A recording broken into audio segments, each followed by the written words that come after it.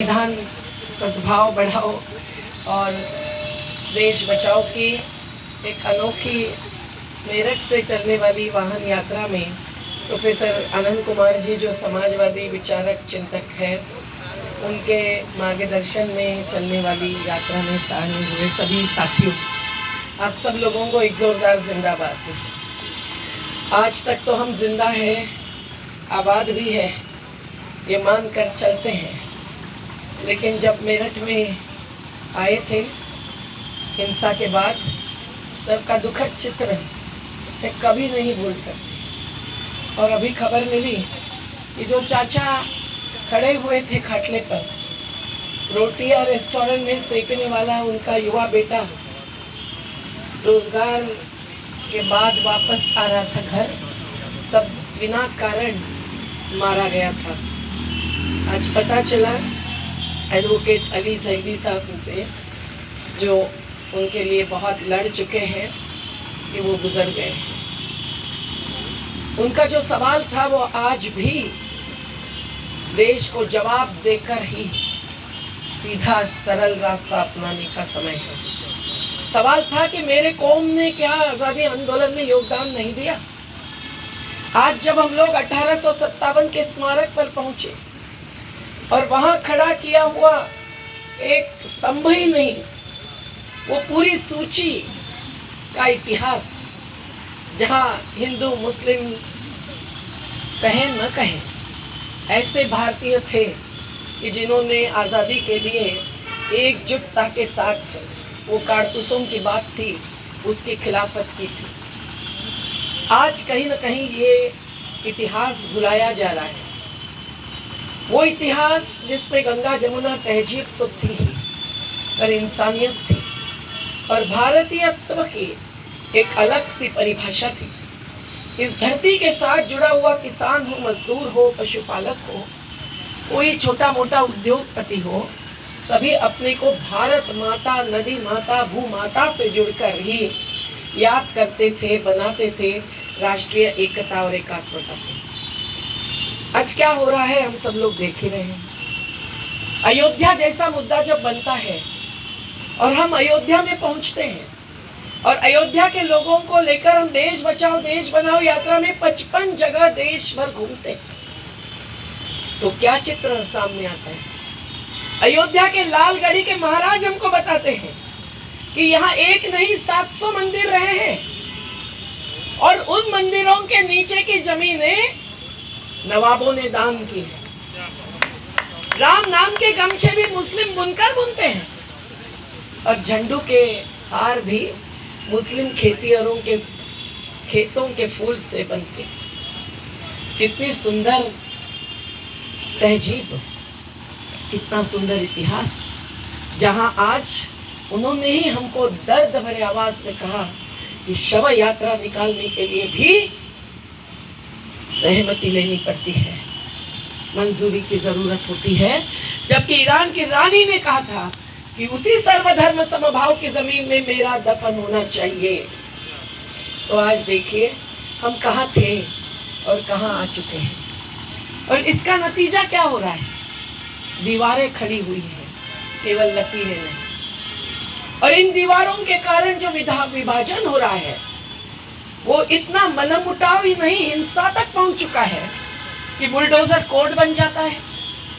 उत्तर प्रदेश की बात सुनते सुनते हमारा मध्य प्रदेश भी, जिसका नाम अभी हमने मध्य प्रदेश दिया है, अलग अलग प्रकार के नशा से भरा हुआ। वो जाति और धर्म की नशा भी है और शराब की नशा भी है। और इन सभी नशाओं के तहत जो जनता को घेर कर अपनी वोट बैंक बनाते हैं, वो एक प्रकार से लूट है, वो जनतंत्र नहीं है। और इसमें छूट दी है राजनीतिक नुमाइंदों को, जो बुलडोजर को कोर्ट बनाते हैं और कौन से घर ध्वस्त करते हैं। सामने कलेक्टर एसपी खड़े रहकर ऐसे युवाओं के, जिन्होंने अंत्य संस्कार किए, न हिंदू देखा न मुसलमान देखा, क्योंकि उनको लगता था कि ये इंसानियत के तहत उनका फर्ज है। लेकिन इन्हें इंसान नहीं देखता है। हर एक का क्या पट्टी लगी है, क्या बिल्ला लगा है, इसकी खोज करते हैं। और ऐसे ऐसे अवैध कार्य से सैकड़ों को आज भी जेल में रखा है, जिन्होंने 30-30 सर्टिफिकेट्स लिए थे उनके अच्छी सामाजिक सेवा के लिए। आप बताइए, हमारे बीच में अभी जमाते उलेमा हिंद के लोग आए थे, उन्होंने भी वहाँ बड़वानी जिले में, खरगोन जिले में कितना सारा काम किया, पर सरकार ने इस हिंसा के बावजूद कोई सच्चाई सामने नहीं लाई। हम ही को जाना पड़ा, पहले पुलिसों ने रोका, फिर दूसरी बार चुपचाप पहुंचना पड़ा, तब जो सामने आई है हकीकत, वो हकीकत आज हमको गांधी और सुभाष को, उनकी भूमिका को याद करने के लिए मजबूर करती है। क्या हकीकत सामने आती है? राम नवमी है, उसमें कोई दंगा की बात नहीं थी। रघुवंशी समाज चुपचाप अपनी यात्रा राम मंदिर तक पहुंचाता रहा है, लेकिन एक किसी पार्टी के नुमाइंदे एक अलग यात्रा निकालते हैं, वो रास्ता बदलकर मस्जिदों के सामने से ले जाते हैं। वहां डीजे म्यूजिक चलता है, 15 डीजे मशीनों का, और शाम के समय अंधेरा होते होते वो यात्रा चलते चलते आखिर हमले होते हैं। दोनों बाजू के युवाओं को उकसाया जाता है। ये कौन सा इतिहास है जिससे हम भविष्य बना सकते हैं? आज का वर्तमान अगर इस प्रकार के हिंसा से जुड़ा हुआ है, तो भीमा कोरेगांव के नाम पर हमारे जो साथी जिन्होंने कभी शस्त्र हाथ में नहीं लिया, वो जीएन साई बाबा हो, जिन्होंने पहली बार 50,000 किसानों को दिल्ली में एकत्रित किया था, एक ऐसे सुधा भारद्वाज जैसे महिला साथी भी जबकि जेल में रखे जाते हैं और फादर स्टैन स्वामी बली जाते हैं। अभी और एक पांडु जी दिल्ली यूनिवर्सिटी के प्रोफेसर कस्टोडियल डेथ भुगतते हैं। तो ये केवल अन्याय नहीं है, ये गैर कानूनी नहीं है, ये अमानवीय हकीकत है। और इसलिए हम अगर मानव हैं, हम अगर मानव धर्म को मानते हैं, हम अगर संविधान को मानते हैं, तो हम लोगों को खड़ा होना चाहिए। यही इस यात्रा का ऐलान है। अगर हम लोग डर के बैठेंगे, अल्पसंख्यकों के ऊपर किए हमलों से हमारी शाहीन बाग में छाई हुई वो शाहीनें अगर उड़ जाएगी और अपने नागरिकता पर हमला हुआ तभी सामने आएगी, तो नहीं चलेगा। छत्तीसगढ़ के क्रिश्चियन बने हुए आदिवासियों पर जब हमला हुआ, हम लोग गए थे फैक्ट फाइंडिंग के लिए, क्या हासिल हुआ? वो मुख्यमंत्री जी ने शुरू की हुई हकीकत नहीं थी, पिछले दरवाजे से कोई घुसपैठ कर रहे थे, लेकिन मुख्यमंत्री जी भी खुलेआम बोलने से रोक रहे थे। ये नहीं चलेगा। सेक्युलर सर्वधर्म समभाव समाज में होना चाहिए, ये मानने वाले। राजनीति में धर्म निरपेक्षता ही मूल्य रहेगा। ये संविधान के उद्देशिका से लेकर जो बात रखी गई है, उसके ऊपर हाथ रखकर शपथ लेने वाले ऐसे सभी ने उतर आना चाहिए। देखिए, जब राहुल गांधी जैसा एक नेता जिनको पप्पू बनाया गया था, वो अगर पार्टी के जंजाल से निकलकर जन जन के बीच में चलते हैं, तो कैसे जनवादी बनते हैं? कैसे संगठनों को हिम्मत होती है मिलने की और हाथ जोड़कर भीख नहीं मांगने की, हक मांगने की? आपकी पार्टी भी क्या करेगी, ये तय कीजिए। हमारी चाहत है शाश्वत विकास की, ये जल जंगल जमीन बचाने की। हमारी चाहत है सही तकनीक से विकास लाने की, रोजगार निर्माण की। हमारी चाहत है हर नागरिक को शिक्षा, स्वास्थ्य और सब अधिकार देने की। तो अडानी अंबानी का नाम लेकर कहिए राहुल जी कि अडानी की आज की रोज की कमाई 1600 करोड़ रुपया हो चुकी है। क्यों नहीं वेल्थ पर, संपत्ति पर 2% टैक्स लगाते हैं, जिससे कि 7 लाख करोड़ रुपया हर साल आएगा, तो संविधान का अधिकार 14 साल के सभी तक के बच्चों को शिक्षा मुफ्त देने का सभी बच्चों को पाया जाएगा। नहीं तो नव ब्राह्मणवाद जैसी ऑनलाइन की शिक्षा नीति आज जो हमारे पहाड़ के आदिवासी बच्चे हो या हमारे गरीब बस्ती के मुंबई के जैसे दलित बच्चे हो, इनको शिक्षा से छुड़वा रही है। और शिक्षा के अभ्यासक्रम में नर्मदा आंदोलन पर का पाठ निकाल दिया स्मृति ईरानी जी ने, जिसका कि ऐलान किया था, आवेदन दिया था अडानी के एक अधिकारी ने, जिन्होंने हम पर हमला किया था। आज वो लेफ्टिनेंट गवर्नर ऑफ दिल्ली बन चुके हैं। तो हम लोग समझते हैं, मान लेते हैं, आपको हिम्मत नहीं है नर्मदा आंदोलन की सच्चाई बताने की। आज नर्मदा की सच्चाई सामने है, कोई लाभ ही नहीं मिल रहा है। 2 राज्यों को, मध्य प्रदेश महाराष्ट्र को, प्रदूषित हो गई है नर्मदा। 27 जनवरी को जयंती मनाएंगे, पुण्यतिथि मनाने का समय अभी थोड़ा बाकी है। आप ऐसी एक एक गंगा यमुना की तहजीब ही नहीं, उन नदियों की भी बर्बादी जब देख रहे हैं, तब हम लोगों को सवाल करना ही चाहिए। जो संयुक्त किसान मोर्चा के किसानों ने करके हम सभी जन आंदोलनों को हिम्मत से बताया है कि वो केवल कानून निर्माण, जो लॉकडाउन में 20 घंटे में 21 संशोधन हुए कानूनों में, हमको पता भी नहीं। सांसदों को अंदर सवाल पूछने का अवकाश नहीं, लेकिन किसानों ने जनता के जन संसद से जो डेरा डालकर बैठी थी और संसद बाह्य जन आंदोलनों की राजनीति से एक प्रकार से साबित किया कि कानून वही नहीं बनते, वही नहीं बदलते, रास्ते पर उतरकर भी हम बदल सकते हैं अगर हम संविधान मानते हैं। आज वही समय आया है और इसीलिए जब हम लोग कहते हैं कि हम लोगों को समता चाहिए, हम लोगों को न्याय चाहिए और उसके लिए सही टैक्स प्रणाली चाहिए, और सरदार पटेल के पुतले तो खड़े होते हैं, पर सरदार पटेल अगर आज होते तो जिन संस्थानों को उन्होंने हासिल किया था, एकजुटता लाई थी, कश्मीर की थोड़ी आज़ादी भी मंजूर की थी, बहुत ही खूबसूरती के साथ, संवादशीलता के साथ, लेकिन आज वो जिंदा होते तो अंबानी अडानी के संस्थानों को जब्त करवा के रहते हैं। इस पर नहीं बोला जाता है। टंटिया मामा आदिवासियों के, क्या बोलते हैं उसको, अपने रॉबिन हुड, उनका पुतला तो खड़ा हुआ है, बिरसा मुंडा के पुतले खड़े हुए हैं, क्योंकि आदिवासियों के वोट्स बहुत सॉलिड है, ज्यादा है, एकजुटता ज्यादा है। लेकिन टंटिया मामा अगर आज होते तो वो ब्रिटिशों के खजाने लूटते थे ना, रेलवे को इंदौर के पास रोकते थे और खजाने लूटकर गरीबों में बांट देते थे। आज भी वही होता। अगर वो आज होते तो अंबानी अडानी के जिंदाल में तल के खजाने लूटकर गरीबों की भूख मिटा देते।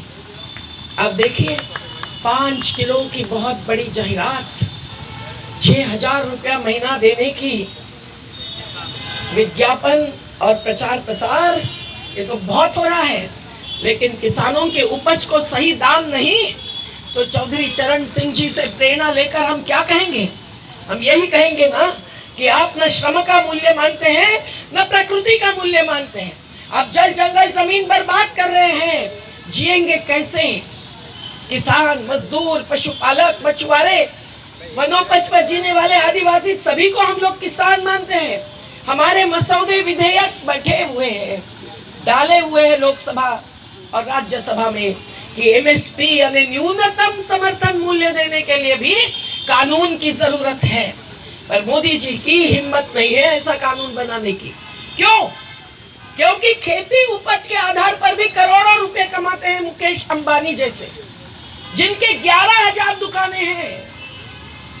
इसीलिए मैं मोहब्बत की भी दुकान खोलने की बात नहीं भाई, मोहम्मद के केंद्र खोलो, मंच खोलो, मोर्चे खोलो, ये मानते हैं। पर ये जो दुकानें हैं इनकी, ये पूंजी और बाजार को क्या स्थान और सम्मान दे रही है और उनकी कमाई कितनी बढ़ रही है। उनकी कमाई 2014 में कितनी थी और 2020 में कितनी हुई, ये अगर हम आंकड़े देखेंगे, अभी समय नहीं है, मैं सब नहीं बोलना चाहती, लेकिन आपको पता है कि वो खुद को विश्व में पहले हैं कि दूसरे हैं कि तीसरे हैं मानते हैं। और ऑक्सफैम की अभी रिपोर्ट आई कि 1% लोगों के हाथ में 40% संपत्ति है, 10% लोगों के हाथ में 62% संपत्ति है। तो मैंने जो कहा कि वेल्थ पर 2% टैक्स लगाए, केवल 1% लोगों के वेल्थ पर यानी संपत्ति पर, सब पर नहीं। पूरा भारत टैक्स फ्री हो जाएगा अगर सही टैक्स लगाया जाएगा इन पर तो। और उसी से 7 लाख करोड़ रुपए आएंगे। वारसाई की संपत्ति पर अगर 50% एक बार टैक्स लगाएंगे, जैसे मुद्रांक शुल्क लगाते हैं संपत्ति हस्तांतरित होते हुए, तो 9 लाख करोड़ रुपए आएगा। ये 16 लाख करोड़ से क्या किसानों के हर उपज को दूध सहित, वनोपज सहित, पहाड़ी अनाज सहित, गेहूं, मकाई, गन्ना सब पर क्या सही दाम नहीं दे सकते? उत्तर प्रदेश में गन्ने की लड़ाई तो बहुत चली है। आज मैं भी एक पत्र दे के आई कि 14 दिन में अगर पेमेंट नहीं होगा तो 15वें दिन से 15% ब्याज देना पड़ेगा। ये 1966 का कानून बना होते हुए लड़ना पड़ता है, लड़ना पड़ता है। यहाँ से वहां से सब जगह से लोगों को हटाकर विस्थापितों को, प्रस्थापितों के खिलाफ लड़ना तो पड़ता ही है, पर जिनको लाभार्थी बताया जाता है वो सूखाग्रस्त इलाका कच्छ जैसा भी सूखा ही रहता है। एक भी किसान को पानी नहीं मिलता है तो मोदी जी गुजरात चुनाव में कहते हैं हमने पानी रोका। बहुत शक्तिमान मानते हैं वो आंदोलन जीवियों को। हाँ, हम आंदोलन जीवी तो है ही, क्योंकि सुभाष चंद्र बोस जी ने जो संघर्ष किया वैसा युद्ध सेना बनाकर तो आज हम नहीं कर सकते, पर हमारी जनशक्ति हमारी शक्ति है, हमारे जन की सेना ही हमारी सेना है, और उसमें आप सब लोग भी शामिल हैं। तो ये नफरत मिटाने के सिवाय तो अस्मिता में उलझे हुए लोगों को एकत्रित आना, एकत्रित करना और उसके आधार पर संवैधानिक अधिकार लेके रहना, ये संभव ही नहीं है। आज बस्ती बस्ती में क्या पहुंची है बात, और हम क्या देख रहे हैं देश में होने का। मुंबई के गरीब बस्तियों में हमारा घर बचाओ घर बनाओ आंदोलन है, वहां भी तू हिंदू है कि मुसलमान है ये बताया जाता है, और इसके कारण कभी भी नहीं हुआ था ऐसा कि उत्तर प्रदेश और बिहार से आए हुए लोग खुद को भारतीय क्या मुंबई वासी ही मानते थे।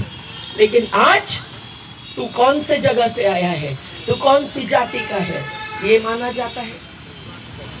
क्या लोग जानते हैं कि राजस्थान में एक दलित बच्चे को मास्टर के लिए आरक्षित मटके से प्यास बुझाने के लिए पानी पिया गया, इसलिए मार डाला गया।